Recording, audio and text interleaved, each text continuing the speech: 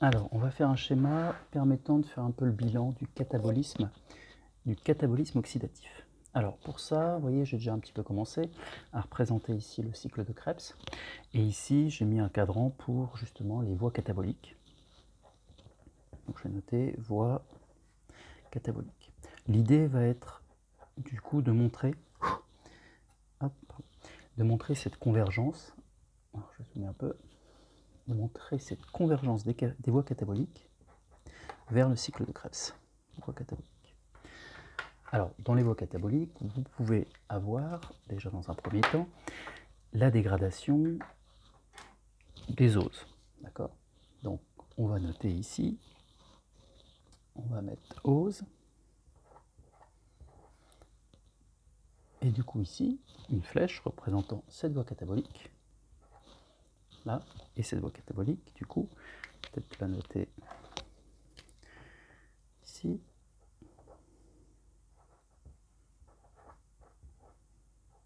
Glycolyse. Ok?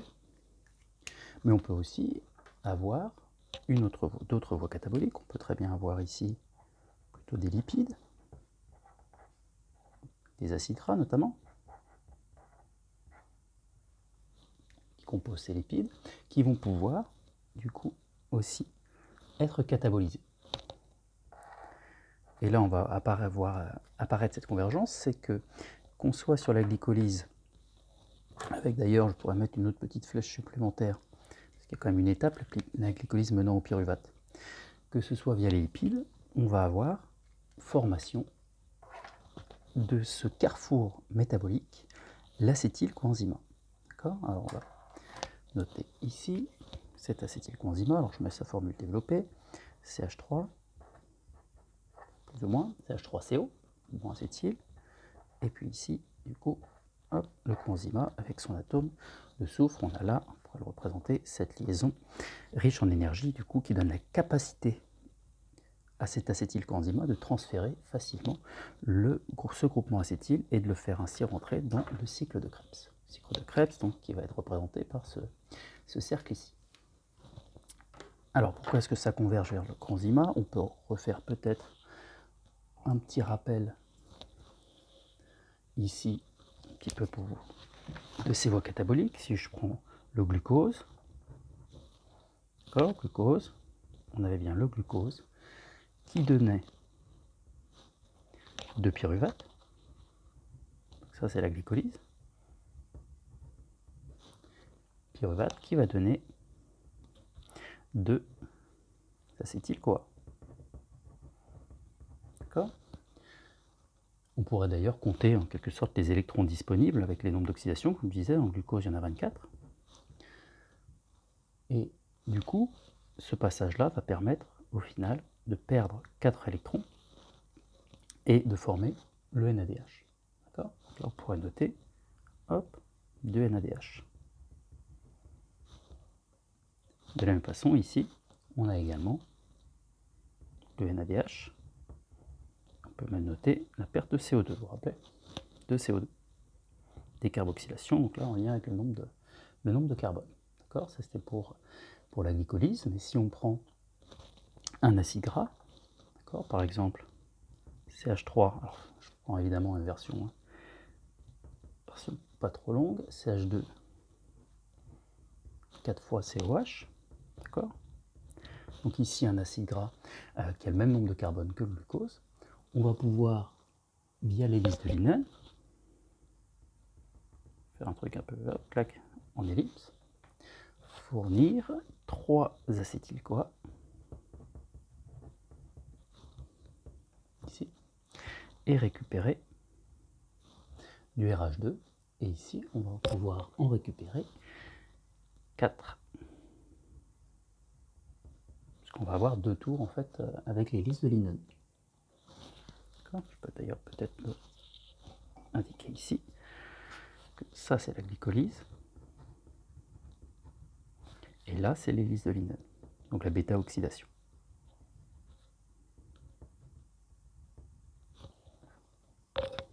On pourrait compter d'ailleurs aussi là via les nombres d'oxydation, d'accord, moins 3 pour ce carbone-là, moins 2 pour ce carbone ici, et puis plus 3 pour ce carbone-là. On verrait que là, ce ne sont pas 24 électrons qui sont disponibles, hein, c'est 32 électrons. Donc on a bien une molécule qui est davantage réduite. Et d'ailleurs, dans les 3 acétylcoenzymas, là, il en reste encore 24 du coup à récupérer ici.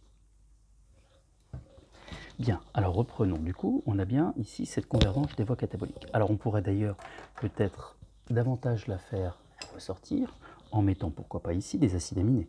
On peut très bien avoir des acides aminés aussi qui sont catabolisés. D'accord ? Que ça passe par des réactions dans un premier temps de transamination, ou pourquoi pas de désamination. On peut avoir ainsi une convergence qui va amener à la formation, pourquoi pas à partir d'alanine par exemple, d'acétylcoenzyma, en passant de façon intermédiaire par le pyruvate, ou pourquoi pas avoir aussi directement ceci, certains acides aminés qui vont donner par désamination aussi ou transamination des intermédiaires du cycle de Krebs. D'accord ? Donc on a cette convergence soit vers l'acétylcoenzyma, soit en tout cas vers le cycle de Krebs. Et de toute façon, l'acétylcoenzyma va permettre de rentrer dans le cycle de Krebs. Ce cycle de Krebs est permise par tout un tas d'enzymes. Par exemple, la première enzyme, celle qui va donner ici, je mets juste E pour dire voilà, qu'on a des enzymes qui sont importantes, évidemment. Et ici, la citrate synthase, puisque le citrate va être le premier intermédiaire. Et on a ces enzymes qui vont permettre tout un tas de réactions, dont certaines ont un delta G très négatif, ce qui fait que l'ensemble, au final, ici, de ce cycle, donc je ne fais pas la flèche tout du long, mais bon, a un delta G qui est très négatif. Voilà, on a entre guillemets un cycle qui tourne bien. Donc ça, c'est le cycle, notez ici, pardon, vous voyez pas, cycle de Krebs. D'accord, delta G très négatif. De par la présence de certaines réactions comme ça avec le delta G très négatif qui permet d'entraîner tout le cycle. Alors le bilan de ce cycle de Krebs, c'est qu'on va avoir une production au final de pouvoir réducteur, une récupération du pouvoir réducteur qui était au sein de l'acétylcoenzyma. Donc on peut indiquer comme ceci. Alors je ne vais pas rentrer dans le détail ici, je vais juste noter 4RH2. Pas obligé de noter à la limite qu'il y en a 4 par rapport à l'acétylcoenzyma. J'ai aussi de la décarboxylation, d'accord, puisque j'ai une oxydation totale des carbones qui était présent, dans ma matière organique initiale. Donc là, initialement, je reprends là, je pourrais très bien noter, pourquoi pas, matière organique, donc sous-entendu réduite. MORED, matière organique réduite, alors qu'on récupère à la fin de la matière minérale, sous-entendu oxydée, MMOX. Et puis vous vous rappelez, on a aussi ici un peu d'ATP formé par transphosphorylation qu'on peut noter ainsi.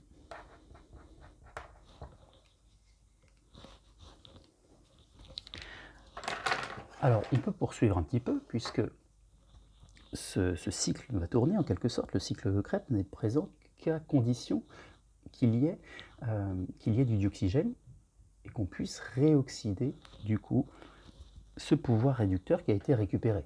C'est ça l'objectif en quelque sorte. Donc on va pouvoir le signaler, le noter peut-être ici, d'accord, en faisant la chaîne de transfert d'électrons mitochondrial. Donc on va pouvoir faire, alors je vais mettre ici du coup le complexe, alors je vais mettre les gros complexes en vert, puisque ce sont des complexes contenant des oxydoréductases, donc je vais mettre ici le complexe 1, je vais mettre ensuite le complexe 2, puis le complexe 3, dit aussi BC1, et puis ici enfin, je vais mettre le complexe 4.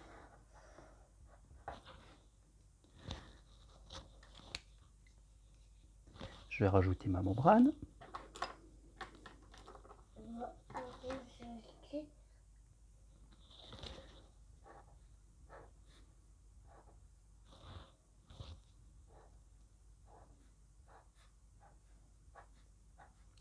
Je rajoute un la membrane, hop. Donc membrane, voilà, qui potentiellement correspond à la membrane soit plasmique si on est sur une bactérie, soit la membrane interne mitochondriale. Et donc au sein de cette chaîne de transfert d'électrons, on va pouvoir juste rajouter que c'est à ce niveau-là qu'on a une oxydation justement des coenzymes réduits qu'on avait générés via le cycle de Krebs ou en amont par le début des voies cataboliques. D'ailleurs, l'ensemble constitue, avec le cycle de Krebs, la voie catabolique. Quand j'ai mis ici voie catabolique, on peut dire que c'est plutôt le début des voies cataboliques, et tout ça, ce sont justement ces voies cataboliques qui amènent à la dégradation de la matière organique. Donc, on a ici réoxydation de nos coenzymes réduits, via d'ailleurs potentiellement aussi ce complexe 2, ce qui va permettre du coup à ces électrons de passer du complexe 1 via le complexe 3, puis via le complexe 4, ici jusqu'à enfin l'accepteur final.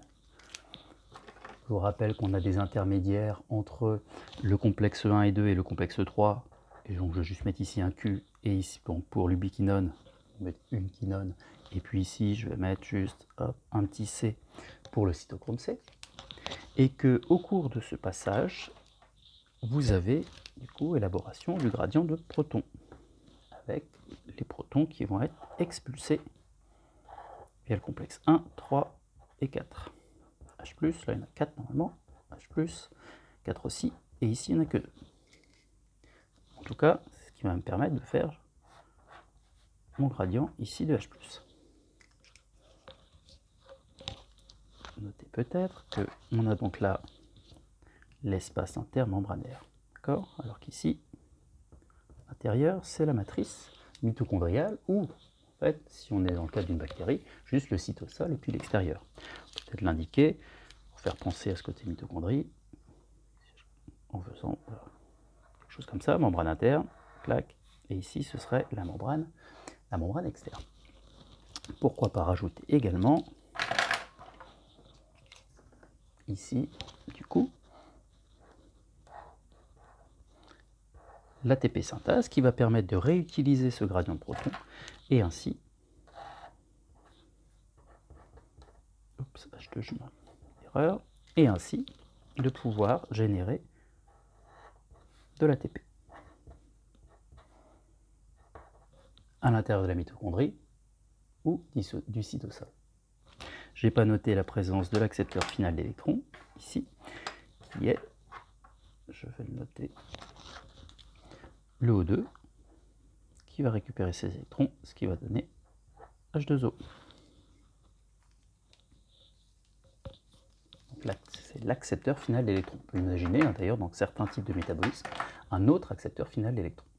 Alors je vais dézoomer un petit peu. On va peut-être pouvoir ajouter juste un petit détail, c'est que ici justement cette enzyme que j'ai signalée, alors qui n'est pas toute seule évidemment à faire tourner tout le cycle, mais elle est sujette à des contrôles de la part de l'ATP, mais aussi des RH2. ATP et RH2 qui sont au final les produits en quelque sorte, les produits du catabolisme oxydatif, d'accord? On pourrait dire que l'ATP est en quelque sorte produit final, et puis ici le RH2, le coenzyme réduit, voilà, produit en quelque sorte intermédiaire. Et ils vont exercer en réalité un rétrocontrôle négatif, du coup, sur ici, justement, cette enzyme. Rétrocontrôle négatif ici de l'ATP et du RH2, on peut noter, je vais juste noter RC moins rétrocontrôle négatif. Donc évidemment, c'est contrôlé comme l'ensemble des cycles. Donc là, ici, ça correspond, là on pourrait noter récupération du pouvoir réducteur, c'est un peu l'objectif, qui était de la matière organique. Récupération du, et je vais juste mettre pouvoir réducteur. Et dernier exemple éventuellement de rétrocontrôle, on peut noter que, alors comment le noter proprement, ici il y a un intermédiaire qu'on appelle le succinylcoenzyme A, qui vient, alors c'est vraiment du détail, hein, mais qui vient inhiber la citrate synthase. Ce n'est pas à connaître spécialement, mais certains des fois veulent des exemples. Et là, c'est une inhibition, je vais mettre IC, c'est une inhibition compétitive du succinyl-coenzyme A sur cette enzyme, la citrate synthase, parce que du coup, succinyl-coenzyme A, ça ressemble un peu à l'acétyl-coenzyme A, et donc ça agit comme ça en inhibition compétitive. On ne connaît pas beaucoup, je n'ai pas beaucoup moi d'exemples en tout cas, d'inhibition compétitive, donc ça peut vous faire un exemple. On va rajouter peut-être juste un titre.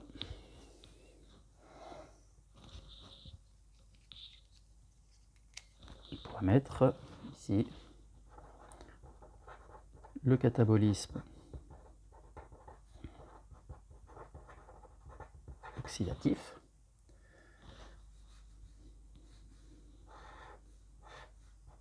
Pour rajouter ces voies, ces différentes voies, ces produits.